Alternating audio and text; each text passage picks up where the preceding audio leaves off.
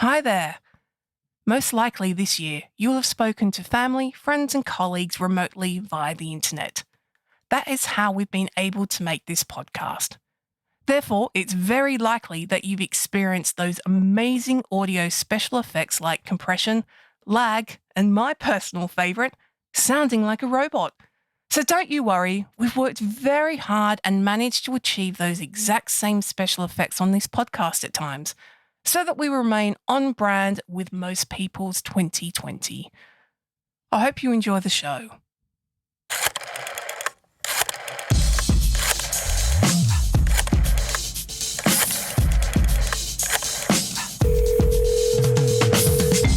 This is the Lockdown Hotline Sessions with your host, Danielle Nolan. Sorry, please answer that. Hello and welcome to another episode of the Lockdown Hotline Sessions with me, your host, Danielle Nolan. This is the podcast where we put identical questions to all of our guests, but they mix it up, spice it up, and entertain us with their unique take on COVID and lockdown in 2020. Today's guest is Dennis Bunnik. Dennis Bunnik, born in Soest in the Netherlands, is the eldest of three children of Marion and Frank Bunnik. The family immigrated to Adelaide, Australia in 1977. With a mother working in the travel industry, the entire family are keen and avid travellers. Therefore, it was no surprise that Dennis studied tourism management after returning from a gap year backpacking trip through Europe. 4 years in London post-studies saw Dennis commence his travel industry career with Hilton Hotels and then Qantas Holidays. In 1995, upon returning to Australia, Dennis helped his mother open her own travel agency. This agency, with the help of brother Sasha, would eventually evolve into Bunnik Tours, which today is one of Australia's leading small group tour operators, running tours to Europe, Asia, the Middle East, Africa, and the Americas.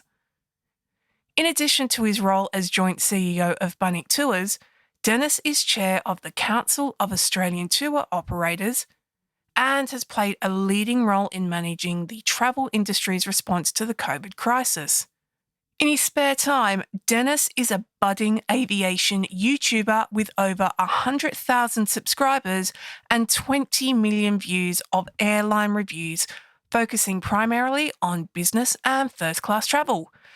Dennis Bunnik, hello and welcome. Thank you so much for joining me. How are you today? Fantastic. Doing really well. Thanks for having me on. Really looking forward to this. I've got my glass of Glenlivet, single malt here, ready to go. Wow. Good. Fantastic. Now, as you know, we ask identical questions to all of our guests. So flight Tango, Lima, Hotel Sierra 001 is standing by. Are you ready to depart? Let's go. Well, cheers and here's to a great flight. Oh, no, I'm so sorry. That's your catchphrase. I'll try and come up with a new one. So let's move on to question number one. Can you tell us a little bit more about yourself that perhaps wasn't covered in the introduction?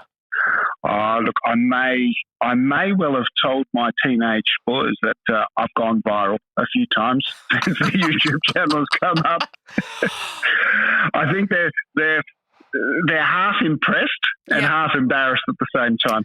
Yeah, right. Okay. Especially when a couple of times it's happened that we've been out and somebody's actually recognised from the YouTube channel, and that's actually still freaks me out, but it freaks them out even more. So it's funny to see their reaction. Having a famous celebrity dad. Yeah, I wouldn't go that far, but yeah. Okay. All right. So what is your current location and what is the state of lockdown there? So, well, I'm based in Adelaide in South Australia, and we've been very, very lucky. So at the moment, we don't have a lockdown. In fact, we had a cluster here recently, and suddenly there was the whole health department went into panic. They shut the whole state down, and then 3 days later, they found out that it was all based on wrong information provided by one of the people that had tested positive. Oh no! So they let us out again. So we completed a 6-day lockdown in only 3 days, which is our claim to fame. But look, all joking aside, very, very lucky here in Adelaide. We haven't had COVID hasn't had the impact here that it's had everywhere else. So I've been able to go into the office throughout this entire year, and we've been out and about. So it's been good. Okay. And my follow-up question to this normally is, do you have to wear a mask? No, we don't. Right. Okay. Which is good. Yeah, no, absolutely. Yeah, the only time I've really worn a mask during this whole time is when I had to go into quarantine myself after coming back from Sydney on a trip, and I had to go into lockdown, so going to the hospital and getting tested and everything. And when I've flown a couple of times to Sydney and back on the aircraft, I've worn a mask because everybody else is wearing the mask. But no, we haven't had to here, so that's been. During that little lockdown that we had to, but it wasn't. Most of us just stayed at home. So. Okay. So are you still in the same location as pre-COVID in early March this year? And are you still doing the same thing? And when I mean are you still doing the same thing, if you worked in a pub in early March, are you still working in a pub now? Yes. I'm in the travel industry. Okay. So my main role is joint CEO of Bunnick Tours. We run small group tours all over the world for Australians. And I'm also the chair of the Council of Australian Tour Operators. So whilst I still have both those roles, and I'm busier now than ever, up until March, my job was to help make people's travel dreams come true. Right. Since March, it's been unwinding and undoing all of those travel dreams and helping customers navigate their way through the cancellations and refunding process, helping to guide our business through. Obviously, the fact that from the 15th of March until a week ago, we had 0 customers at all. And obviously a lot of cost cutting and stuff, and helping the industry, that is all the tour operators and wholesalers here in Australia, through this nightmare, which through the biggest crisis any of us have had. For your international listeners, obviously the situation here in Australia is that we are an island, and the federal government shut up international borders mid-March, and they haven't opened them since. No, and most of the state borders, for example, I couldn't go across to South Australia from Sydney until very recently, I think. Yeah, that's right. The state borders have been a big issue as well, so travelling within Australia has been difficult. Travelling outside of Australia is actually illegal, and you can't do it without having special permission from the federal government. Yeah. Which is I believe we're now the only country in the world that has that restrictions in place. If there is one other, there might be one other, but my understanding is that we're the only one. Yeah. So for the travel and tourism industry, that's obviously caused, it's heartbreak. It's been heartbreak, absolutely heartbreak. I can only imagine. Yeah.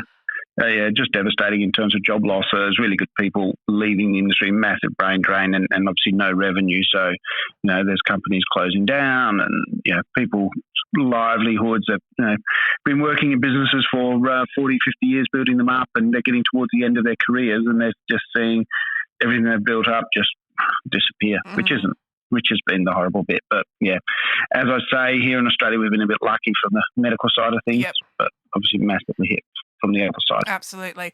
And I think, you speak of the tour operators going through that bad period, but I think it's anyone that works in mass gatherings. So I think the same can be said for the hospitality team. And for my case, the same can be said of the performing arts and live events.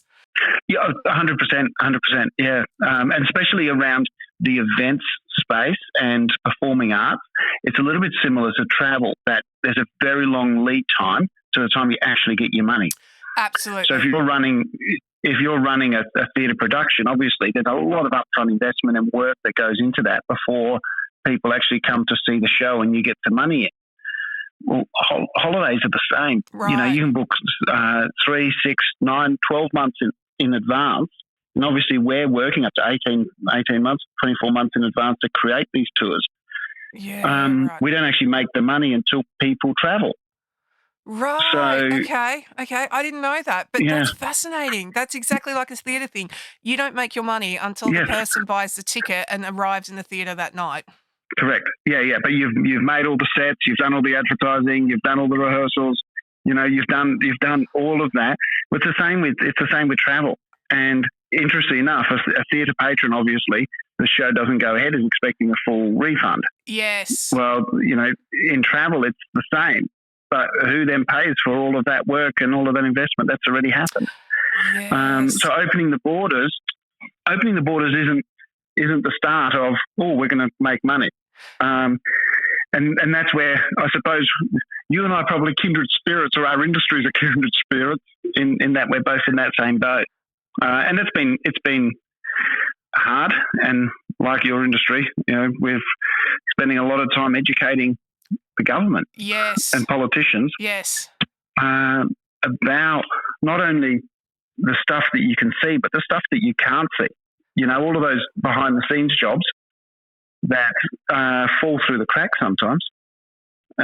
And so, no, I haven't been doing the same stuff that I've always been doing, but it's been helping to get this industry through. That's what this last sort of 9 months has been about. And wow, that's been fascinating. Yeah, I was going to say that's absolutely fascinating. I didn't think of touring and travel exactly like that, but as soon as you put it into a context of my understanding of theatrical productions, I went, yes, of course, that all makes sense. And yeah, I totally get it. And as you rightly say, the government goes, the borders will be open, the travel industry will, happen. Or it's like, for me, the government says, yes, you can have now 500 people in the theatre. And it's like, no. No. No, I know. I actually went to the theatre a couple of weeks ago, and it was a checkerboard, and it was a half capacity. Exactly. And it was comfortable. Yes, of course. It's like sitting in business class, but you would know this as a tour operator. Yeah. You need bums on seats, and you need 100% capacity to make sure that your tours run as a business financially. Yeah. Well, yeah. Wow. Yeah. I've just been educated. So educated. Thank you. No, that's all right. And I suppose the other thing in that is that we're seen as a good time industry. Yes. So for a lot of people, they're seeing that it's a hobby, but it's not. There is a serious business behind it, and because we traditionally have never really had much involvement with the government because we haven't needed to. We've been very much behind the eight ball in terms of needing to lobby. So developing those skills and the industry and stuff coming together, it's been, an interesting year. Absolutely. I'm going to move on to question number 4 now. So since COVID-19 and the restrictions started, which it seems like you didn't have a lot in Adelaide, what do you miss doing that you can't do right now? You alluded to it right at the beginning of the show when you said, cheers, here's to a great flight. It's the catch line from my YouTube channel where you sit down and, if you're lucky enough to sit in business class or very lucky sitting first class, and they give you a glass of champagne on boarding, then the door closes, you take off and they say, would you like a drink from the bar? And for the next 7, 14, however many hours you're on that flight, you've got your own time and you can do what you like. And that's the bit. That's one of the things I've missed travel. It's been really, really hard. Normally I would do probably 6, 7 overseas trips a year for work. This year I've done 1. Oh. Which, I'm still very lucky that I did 1. But that was just before COVID hit. I miss travelling terribly. I miss travelling too. What skill do you feel that you have improved at during this time? That I've improved it. Yeah. I suppose it's the ability to accept that I don't have control. Because I've been so busy with work and all of this lobbying stuff, I haven't got a hobby, or I haven't developed, I haven't started cooking or anything. And in fact, my YouTube hobby, I've had to put to one side to focus on that. And so for me, it's been more about acceptance that, we can't control this. We've just got to roll with it and make the best of it and deal with it as we can. On the flip side, What have you discovered that you are absolutely rubbish at? Oh, working from home. I just hate it. I'd be the worst employee Right. if I'd have to work from home because I'm not motivated. I'll work all hours, Yep. but I can't sit at my computer and just work. Mm-hmm. Add to that, obviously, I have no rhythm. I'm tone deaf, can't sing. But that all existed before I started, before COVID hit. So Oh, wow. You're the first person who says they haven't enjoyed working at home. Everyone else has, especially for me, because I work in Sydney and the traffic is terrible. yeah. And I think the bigger the city, the more people are sort of keen on working from home, and I can understand that. I've been really lucky. I work in the centre of Adelaide, and I live about 35-minute walk from work. So the walk to work and the walk home have been the downtimes for me, walking through parklands and stuff, and it's been really nice. So I've appreciated that. But I do miss the water cooler moments. That's a very American thing to say. But the cup of tea moments, the morning tea breaks. Yeah. And just that interaction. Absolutely, yeah.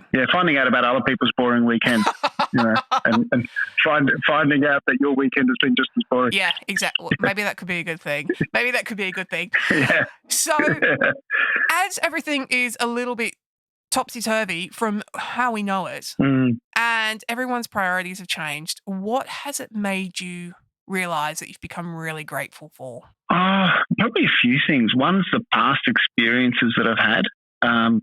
This isn't our first crisis, and we've been through in the travel industry quite a few crises in the past. So I'm not having to learn that skill.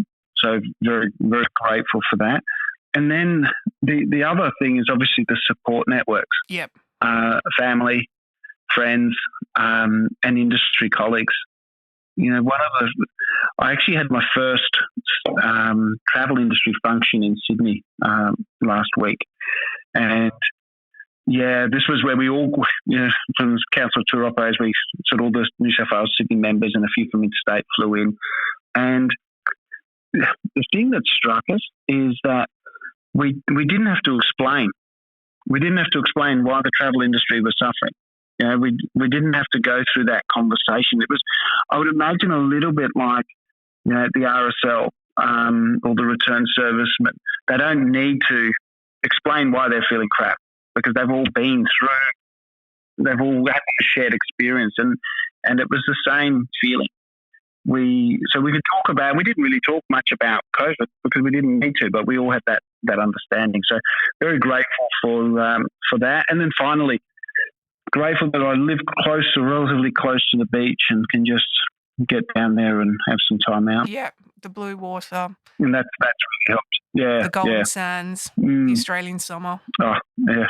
Take a nice few photos and it's been good. Yes, I have done the same thing. I'm going to move on to this question. This could be very, very embarrassing for you, but it could be highly entertaining for us. So are you ready for this? Yes. What is something that you don't want the rest of the world to know that you may have geeked out at during lockdown? And examples are binge watched series or played computer games or, ate a whole packet of biscuits in under 3 minutes. I come from a long line of overeaters, so that's just normal life for me. My wife discovered these gin advent calendars. So she bought me one, and she bought herself a rum one. Ooh. Now, I believe with advent calendars, you're supposed to start on the 1st of December and, go for 24 days or whatever it is. Correct. This thing arrived in the second week of November, and we basically started attacking it every. So, hey, if it's wrong to start a gin advent calendar in November, I don't want to be right. I am binge watching Suits at the moment. Okay. Again, another escape. I find I'm years late to the party, but yeah, just complete escape. Yeah, absolutely. So, Dennis, as we follow each other on Twitter, I saw recently that you may have bought a Qantas bar cart. this is a highly prized thing in Australia. Is this true? Yes, it is sitting right next to my desk. Oh, my God. One of the things I suppose I've been most grateful for this year, and I didn't mention before, I got to fly on the last ever Qantas 747 passenger service out of Canberra, which was an absolutely amazing experience. Did it with Paul Stewart, one of my YouTubing buddies, and we had an amazing time. But then a few weeks later, Qantas were selling off their surplus bar carts from the 747 fleet. Right. You could buy half carts and full carts. Mm-hmm. And because they're not flying, they decided to stock them with these little miniature bottles of wine, first class almonds, amenities kits, in-flight PJs, Tim Tams. So, yes, managed to get 2 of them, spent way more freaking flight points than I wanted to. But is it worth it? Yes, yes. So now Friday night drinks in our office is now me pushing the trolley around. You've become a trolley dolly. I have. And the first time that I did it, I actually put the Qantas in-flight pajamas on. Fantastic. That is seriously fantastic. Yeah, well, on my channel, there's an unpacking video, the only unpacking video I've ever done. And it literally ends with me pushing the trolley through the office, serving the staff. Anything for YouTube, and for your camera, you've just got to perform. No, absolutely. That is absolutely fantastic. But how cool is it to have in your office to have a proper aircraft bar cart? It's a prized possession now. Well, as someone who's highly theatrical and appreciates excellent set dressing and prop making, I give that the total tick of approval. Well done. Thank you. Excellent. Now, as you're such a famous YouTuber, Soap Opera has contacted you and offered you a lead acting role. What type of character are you hoping that they're going to write for you, considering soaps are just a little bit more dramatic than real life? Well, look, it's going to have to be International Man of Action.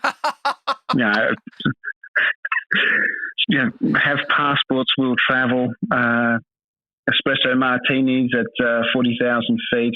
I think I can slip into that lifestyle very, very easily. And if there's in-flight pajamas involved, even better. Wow, I really like that. Actually, I can see you playing that role very, very easily. It'll be good, but as long as I don't have to sing. Oh, okay. Because I remember I am tone deaf, so nobody wants to hear that. All right, interesting. You come from Dutch background. I thought all of you guys could sing. No. It's no. Look, we attempt to sing. Oh, I see. Right. And the more we drink, the better we think we are. And I'm sure there are some fantastic Dutch singers out there.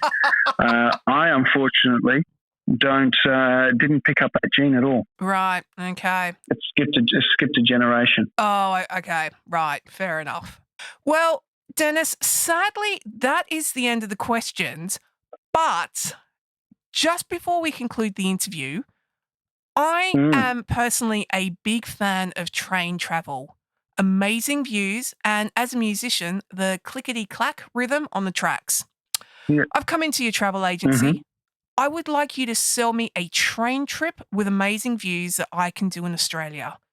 Australia is also a pretty big place, so if you sell it to me, you need to tell me why this would be better than flying, and also, what am I going to experience? Well, see, my initial go-to was a Glacier Express in Switzerland, and then you said in Australia. Yeah. So this is what I'm going to suggest to you now is the complete opposite of that, and that is the Indian Pacific. Oh, yes.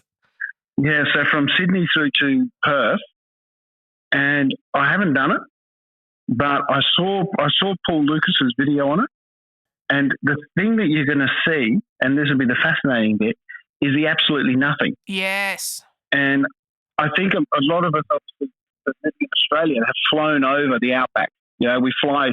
The outback is somewhere you fly over when you're going overseas. And whenever I can, I get a window seat.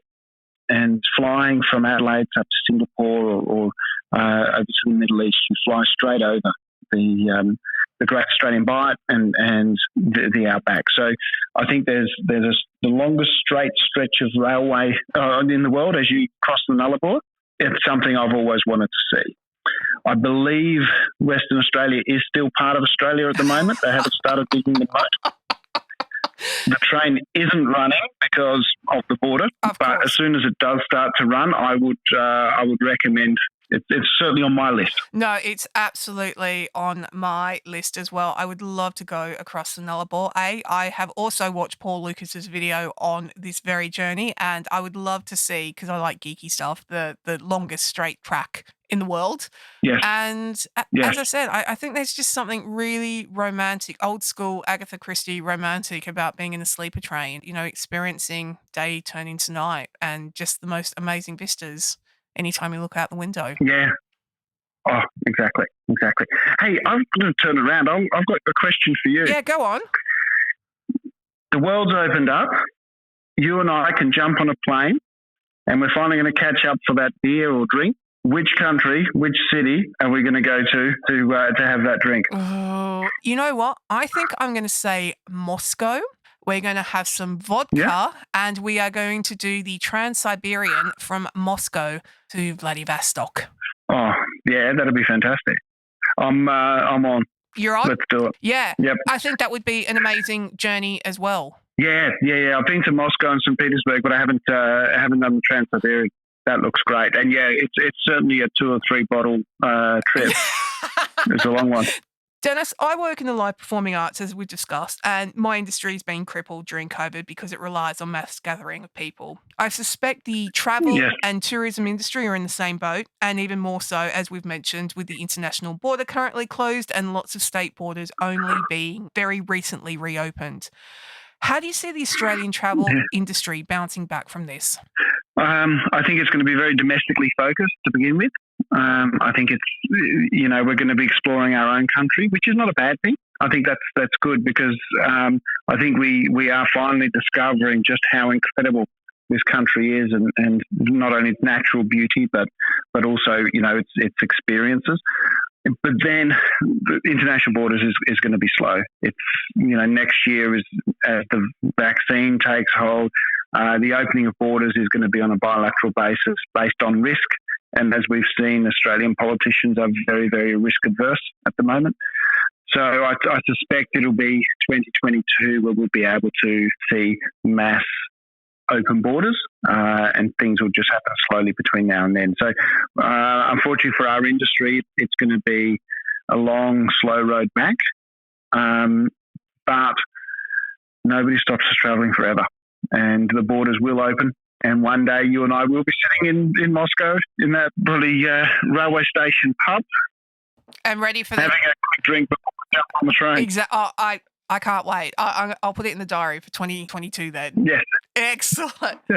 Well, if you'd like to follow Dennis on social media, he's on Twitter at Dennis Bunnick. He's also on Instagram at Dennis Bunnick Travels. And my personal favourite is he's on YouTube at Dennis Bunnick Travels.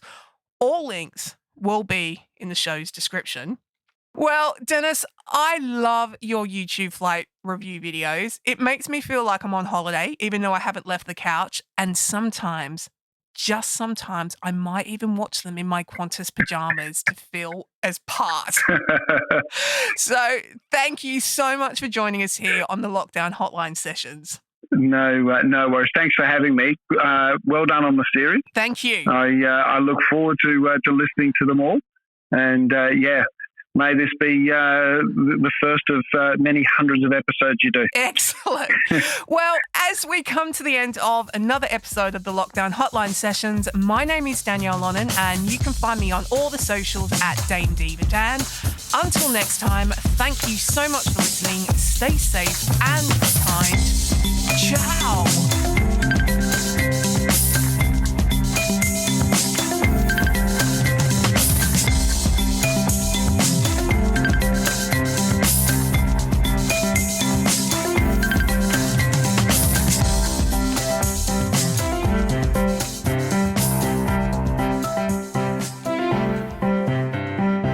This episode episode of the Lockdown Hotline Sessions was recorded and produced in Sydney in December of 2020.